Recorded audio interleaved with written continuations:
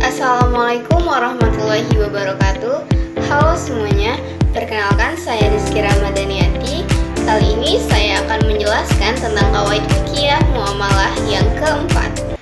Bunyi dari qawaid fiqhiyah yang keempat ini ialah al-aslu fil aqadi ridho muta'aqidaini wa natijatuhu hiya ma iltizamahu bit ta'aqad, yang artinya pada dasarnya pada akad adalah keridoan antara kedua belah pihak yang mengadakan akad, hasilnya apa yang diiltizamkan oleh perakatan itu.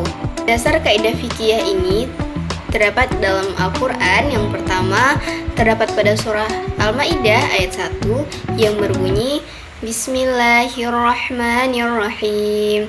Ya ayyuhalladzina amanu awfu bil uqud. Wahai orang-orang yang beriman, penuhilah akad-akad itu.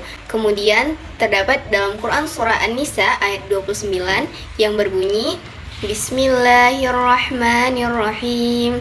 Ya ayyuhalladzina amanu la ta'kulu amwalakum bainakum bil batili illa an takuna tijaratan an taradhim minkum, yang artinya, wahai orang-orang yang beriman, janganlah kamu memakan harta sesamamu di jalan yang batil kecuali dengan jalan perniagaan atas dasar suka sama suka di antara kamu. Kemudian juga terdapat dalam Quran surah Ali Imran ayat 76 dan juga terdapat dalam hadis yang diriwayatkan oleh Ibnu Majah dari Abi Sa'id Al-Khudri yang berbunyi An Abi Sa'idin Al-Khudri anna Rasulullah sallallahu alaihi wasallam qala innamal bai'u antaradin. Dari Abi Sa'id Al-Khudri, Rasulullah sallallahu alaihi wasallam bersabda, sesungguhnya akad jual beli itu dilaksanakan atas dasar suka sama suka. Nah, kaidah fikih muamalah ini berkaitan dengan akad dalam muamalah.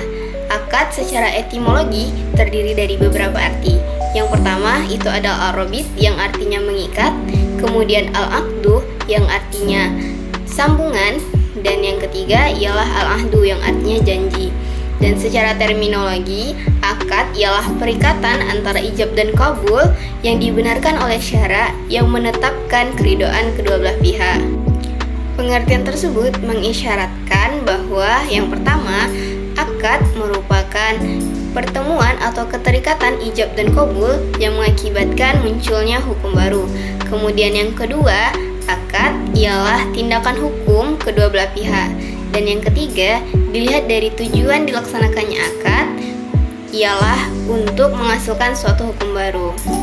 Dalam hukum muamalah ditetapkan asas-asas akad. Yang pertama ialah asas kebebasan, di mana kedua belah pihak bebas untuk membuat perjanjian, menetapkan syarat selama tidak ada dalil yang melarangnya dan tidak tercampur hal-hal yang batil. Kemudian yang kedua ialah asas konsensualisme, di mana akad diadakan atas dasar kesepakatan bersama atau kesepakatan dari kedua belah pihak. Kemudian yang ketiga ialah asas ibadah, di mana tujuan dalam berakad ialah untuk Allah, bukan untuk melakukan hal-hal yang dilarang. Selanjutnya ialah asas keseimbangan dan keadilan, di mana maksud dari asas ini ialah dua belah pihak yang berakad sama-sama mendapatkan keuntungan, sama-sama mendapatkan apa yang diinginkan, sehingga tidak ada yang dirugikan. Selanjutnya ialah asas kejujuran, di mana menjadi etika paling penting, sehingga dalam berakad terciptanya akad yang transparan dan juga menjaga amanah. Namun, tidak selamanya akad itu wajib dipenuhi. Salah satu faktornya ialah karena adanya cacat akad. Nah, faktor-faktor dari cacat akad ini yang pertama ialah adanya intimidasi atau paksaan, yang kedua adanya kekeliruan atau kesalahan, yang ketiga adanya penyamaran harga barang, yang keempat penipuan atau penyesatan. Adapun contoh penerapan kaidah fikih muamalah ini ialah ketika dalam berakad terdapat salah satu pihak yang melakukan akad dalam keadaan terpaksa, maka akad tersebut batal. Contohnya pada akad hibah, di mana pihak yang akan memberikan itu dalam keadaan terpaksa, maka akad tersebut dikatakan tidak sah. Walaupun pada awalnya kedua pihak ini sama-sama sepakat, sama-sama berkehendak, namun di kemudian hari terdapat salah satu pihak yang menyatakan keberatan sehingga akad itu batal. Contoh selanjutnya pada akad jual beli yang mengandung tipuan, di mana pada awalnya kedua belah pihak ini sama-sama berkehendak untuk mengadakan akad. Namun pada iltizamnya salah satu pihak merasa dirugikan. Oleh karena itu, akad tersebut dinyatakan batal karena merasakan adanya tipuan pada akad tersebut sehingga merugikan salah satu pihak. Itulah tadi penjelasan tentang kawaid fikih muamalah yang keempat. Semoga dapat bermanfaat untuk kita semua. Saya Rizky Ramadhaniati. Mohon maaf apabila terdapat kekurangan atau salah kata. Wabillahi taufiq wal hidayah. Wassalamualaikum warahmatullahi wabarakatuh.